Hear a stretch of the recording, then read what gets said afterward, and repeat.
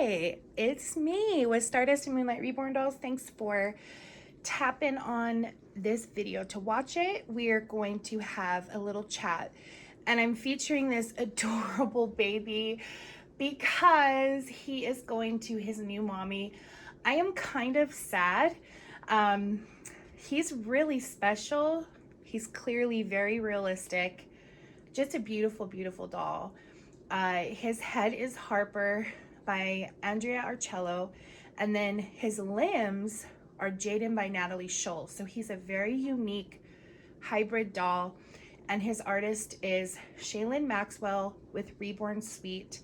He's just very precious. I don't know why he didn't hit home to me as much as I thought he would.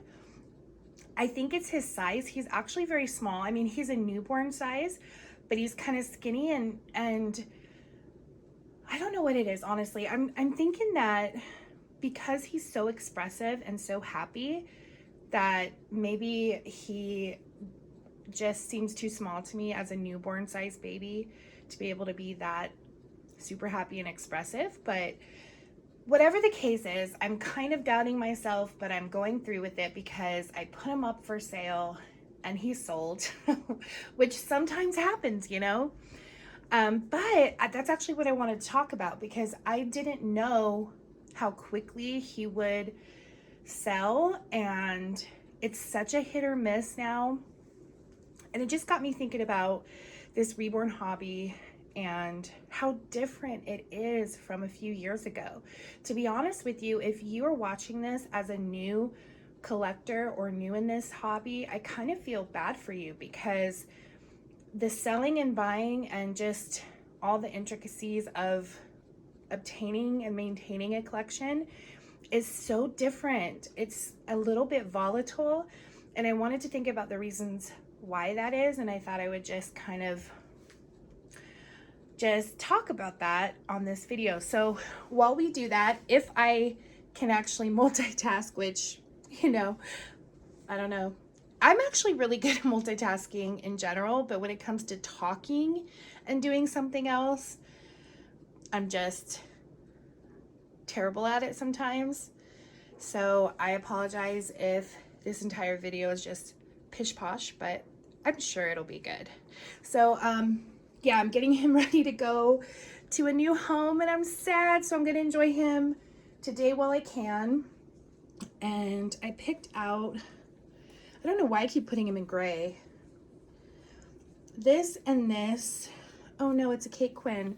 I love Kate Quinn, but trying to put on a kimono style onesie while you're on camera and talking is like just, I don't know. It's not a good thing, but maybe maybe I'll give you guys some giggles by attempting. So yeah, we'll put this on him and see what we get from this little outfit. So yeah, the title of my video is going to be low risk to high risk in this reborn hobby of ours. And what I mean by that is, I will take you back in time. Once upon a time, 2 years ago, even further back, but I think things started changing about the 2 years ago mark, maybe a little after. It was hot.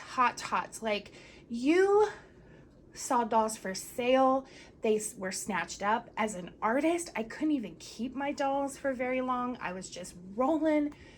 As a collector, I just could pick up a doll that I thought I would love and not have too many regrets, because I just knew I could resell and not lose anything. So it kind of created this thing for collectors that I like to think is kind of testing out the babies, or baby sampling, if you will, because I think we all kind of know that you don't really know how you're going to feel about a doll until you have it. Like, this guy is so perfect. What on earth would make me sell him? And I was just talking about that in the beginning of the video. It's something to do with his size. Like, a baby that is this happy and this engaged and this expressive. I just feel like he needs to be older. And I'm just guessing that that is what my issue is. I know that's an issue for me, but I think that's why I didn't immediately say, oh my gosh, this doll is forever in my collection, which, again, most people would think I'm crazy to let him go, because he is a really awesome find. But he is going, and I am a little bit sad about it. Like, I'm questioning it just a tad. But here's the thing. Back in the day, we kind of did this a lot because we knew that if something just didn't click, we could turn around and find this doll another collector. Nowadays, oh my goodness, it is not like that. And we can talk about all the reasons why. I mean, obviously the economy is really bad. It's impacting this hobby incredibly. These are luxury items that just, you know, we can't be frivolous with that kind of thing in today's world. So of course, dolls are not selling as much. We are saturated with artists. We are saturated with collectors, and people are trying to downsize when they had that impulsive buying streak a few years ago. They're not, you know, their dolls are not moving like they used to. There's so many things, like those counterfeit dolls, and a lot of the scamming that's happening is really infiltrating this hobby in a negative way. And it's sad because back in the day, just a few years ago, this hobby and getting dolls willy-nilly at our heart's little content, it was really at low risk, I think, for the most part, okay? Meaning, hey, you could turn that doll around, no biggie, or not even if you don't like a doll. Like, it's a matter of, you know, if you see another doll that you want and you start looking at your collection and trying to figure out which ones can be let go of, you knew you could do that pretty easily, but it's just not the case anymore. So when you buy, you have to consider those things now. It's just so different. Now it's high risk. And like, even prototype dolls, even dolls from highly sought after artists, like, even if you have one of those, it doesn't mean it's going to be sold quickly. Before, it kind of did mean that. This little guy, he did sell, but I had a lot of people reach out and offer me crazy lowball numbers, and I'm not going to hate on people for that. You know, I get it. You can't not risk it asking, I guess. I mean, I don't have the wherewithal to do that because you never know if that's going to insult somebody. But what's that saying? You never know if you don't ask, or the worst thing they could say is no. But yeah, he didn't sell like immediately. It didn't take very long, but I had a lot of interest. People just can't. And most of the time when I was collecting a few years ago, when I was in the hobby a few years ago, when you saw a doll that you just could not resist, like, you got it. You just went for it.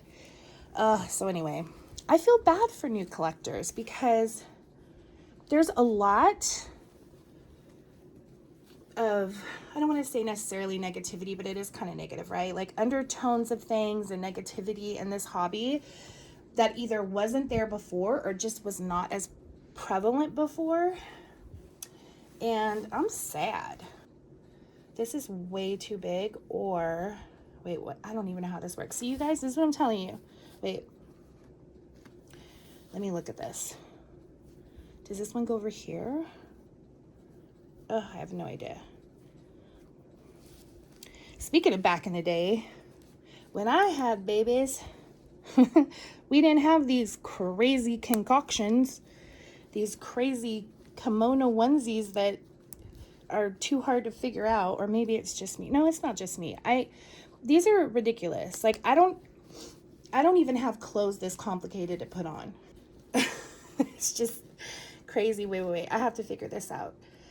And I can't do it while I'm talking about something else. Let's just talk through this. Okay. All right. Okay, there's that. That looks a little bit reasonable, but what about all these? Okay, 3 snaps down here. So that's for these. Okay. And then what is all this mumbo jumbo? Okay. There's that. Oh, I guess that's it. Well, no, oh, I guess we did it. I guess I had it right the first time. Okay, that was an accomplishment. So here he is, Jaden Limbs by Natalie Scholl. And oh my gosh, he's so adorable. I'm having regrets. But it's okay. It's okay. He's gonna be well loved. He really is. He's so cute. Yeah, so now it's high risk because when you pick a doll as a collector and you buy the doll and you need to sell for whatever reason, it's tough, and you know it, and I know it, and everyone knows it. So we're all being very careful, very selective.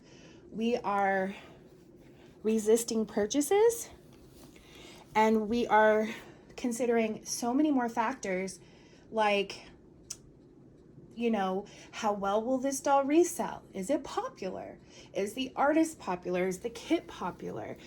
Oh my goodness. Those are things that, you know, should always reasonably be taken into consideration. But I'm telling you, it was like the wild, wild west a few years ago. And dolls were moving and grooving, and we didn't think twice. And it was just a really fun time to be collecting. But on the other hand, I think it was giving a false sense of security for most of us, as not even just collectors, but artists, that a doll's always going to sell no matter what. You know, it's going to happen. It's going to find the right mommy. It's going to sell. But that's not always the case anymore. So I find it to be just a little bit sad. It's very demotivating to be an artist and have trouble selling your dolls. Going back to the topic of people kind of lowballing you offers, when let's say you're selling a doll for $550 and they're offering you $250 or $300. When you're an artist especially, that hits home. It kind of feels like a dagger to the heart sometimes, because artists are sensitive. We put so much work into these dolls when we make them, that something as simple as someone just loving your doll but not having enough money and offering you hundreds less can really make them feel like their art is not appreciated or not valued. And you have to be careful with that. So, dang, I don't know. Do you guys know what I'm talking about? Like, for those of you collectors who've been around for some time, do you remember how it used to be? Can you validate what I'm saying here and share your experience too? Because I haven't been around for a very long time, but it's been a few years now, and I know it's so different now than it was. It's just so different. We have to think very carefully about the way we collect, about the way we sell, and as artists, how we strategize, who we paint, how we paint it, all of it. It's so different. And maybe that's a good thing, because I know there are collectors out there who are very, very particular with their collecting and their buying, and, you know, they probably always were, and that's great. But we're all sort of forced into that with the times that we're in. And I don't know, it's just different. You know, it's just different. I feel like those of us who are a part of doll groups and places like that within the community, that we're falling in love with a lot of dolls that are available, but we just can't bring ourselves to it. Even if we have the funds, we just know that pushing that doll later down the line is not going to be that easy. So what we're doing is maybe resting on appreciating pictures and just dealing with admiration that way, instead of actually bringing that doll home so that you can hold it and see it in person, just admiring it from afar. And that's just going to be the way a lot of us have to curb our collecting, because, man, the economy sucks. I don't know anyone who is going to disagree with that. And I wonder if anyone who's been around longer than me can give some light at the end of the tunnel speech about how they've seen this years and years and years ago, and then we kind of got back to things being really good. I hope that that's the case, and I would love to hear that. But there's something about where we're at now in this hobby that makes me think it's not really going to bounce back. It's like changing this hobby so much, all of the factors that are just coming into play, and it's changing this hobby. Maybe not permanently, but it's definitely not going to bounce back, in my opinion, to the way it was. I just don't see that happening. Especially when you have new collectors who make up such a big part of the community, and they're going to be seasoned at some point, and this is how they were brought in, and they're going to be very careful, and I don't know, they're just kind of like accustomed to the way the hobby is, you know, the mood of the hobby at this point, where that's going to be their comfort place, and that's how they kind of carry things on for the next generation of collectors that come in. So I don't see the hobby returning back to the way it was, where it was just free for all, you know, woohoo, just get all the babies and you can sample them and, you know, move them on to somebody else if they're not quite your cup of tea. It's just not like that anymore. We have to be so careful. And maybe that's really good for us in the long run. I get that. But I see a lot of artists retiring or taking a sabbatical, artists that are well known and very much loved for their style of painting that are leaving. And it's almost like, no, like, you know, it's like just somebody so influential, and they leave, and it's just so sad. Just the volatility in the market and so many threatening factors coming into this hobby that's just distressing people and distressing sculptors and artists and collectors, and it's just really bad. So I'm sorry if this is a bit of a downer video, but I just kind of wanted to talk about it. I really see that this hobby is now different. When you obtain a doll, it's high risk. It's high risk because you don't know if you can move this doll, when and if you need the funds, or when and if you decide, hey, this doll is not for me, I want to bring a different doll in and I need to sell this one first. You just don't know how long it's going to take, if it's going to work, and if the value is going to be depreciated just based on circumstances of the market, of our economy, rather than the actual value of the doll. I've seen people who claim that they have purchased a silicone doll for $4,200 and they've marked it down to $2,700 and they just bought it 2 months ago. What? I mean, are we really in the place that that is happening? I have seen people who have bought prototype vinyl dolls for a really large amount of money. Some would consider outrageous, but that's the way it is with prototype dolls, right? We know that. And they are trying so hard to sell them for emergency funds, and they're knocking off $1,000. They're knocking off $1,500. I mean, and they just got the dolls. Like it just, whew, it scares me. It really does. It scares me. I don't know if the value is gonna be able to maintain anymore. I don't know if we're ever gonna get to that place that we used to be where obtaining a doll was kind of low risk, because the probability of it reselling at the value that you bought it is probably really high. And those days are no longer with us, and it just makes me a little sad. Oh man, you guys, look at this boy. Can you believe I'm not keeping him? He's so cute. And he has faux dimples. This is not part of the kit. His little dimples, those were painted on.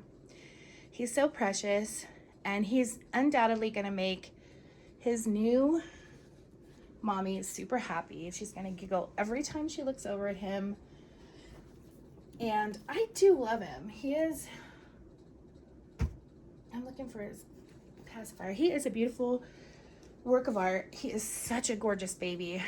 That face is amazing. He's painted incredibly realistically. And I think it was just something in my head telling me like, hey, this doll should be older and bigger, and for whatever reason you're not going to be able to get over that, so you better move him along.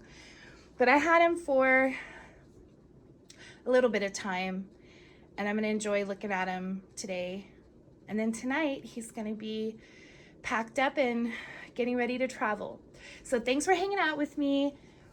It felt good to kind of get this off my mind and out there, because man, I'm telling you, it was so much better before. I mean, in terms of collecting and selling and all of it, it was easier. Maybe it wasn't better. Like I said, maybe this is better for us, so we're not as, impulsive and ridiculous with, our collections and things like that. But I just miss that. I miss the carefree nature of the hobby just a few years ago. It was carefree in the sense that you could bring a doll home and really feel safe knowing that if that doll has to leave, it's not going to be the biggest challenge ever. Today, it's the biggest challenge ever. So for those of you who were around a few years ago like me, let me know in the comments. If you're new, did you ever think about this? Like what I'm telling you, have you heard about this? Is this news to you? Let me know, and I will be back with another video very soon. Thanks guys, bye-bye.